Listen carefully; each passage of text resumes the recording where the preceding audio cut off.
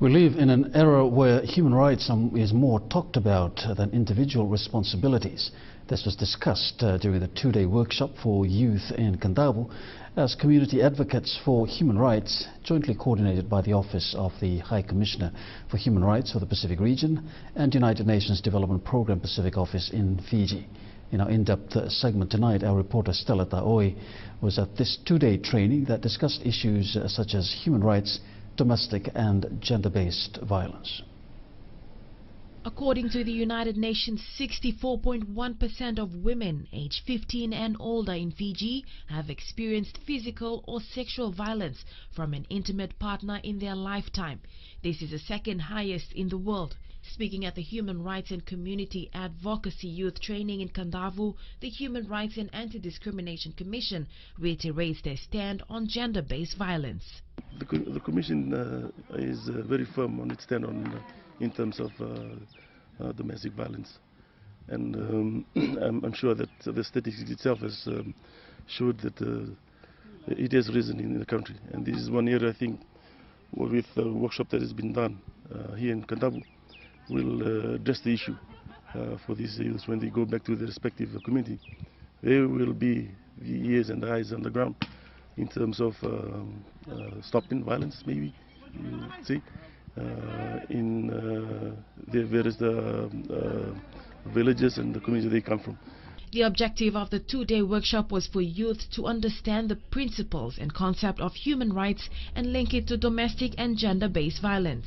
When we set out the program and the objectives, the terms of reference for this program, we really wanted the integration part where stakeholders were here to participate, and in order for youths to really learn from the experts for the 2 days. Fiji and the Pacific, we live in a very communal-based living. So communal-based living means we live together. So I guess the youth and the community members need to recognize and realize whilst they are living in their community that there are rights that is protecting them under the Constitution or under other legislative framework that is available, but they should also recognize that there are responsibility that they really need to carry out.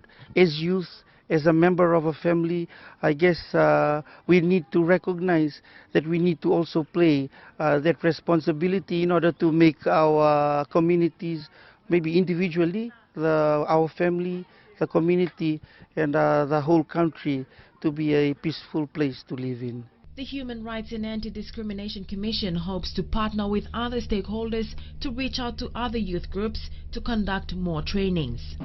We at the Commission, we stand with other stakeholders like the Fiji Police Force and other relevant stakeholders in seeing that domestic violence has to be decreased, and this kind of workshop training will assist those advocates and CSOs down on the underground to see that the numbers drop in the future. The workshop coincided with World Human Rights Day and also celebrated the potential of youth as constructive agents of change, amplify their voices and engage a broad range of global audiences in the promotion and protection of rights.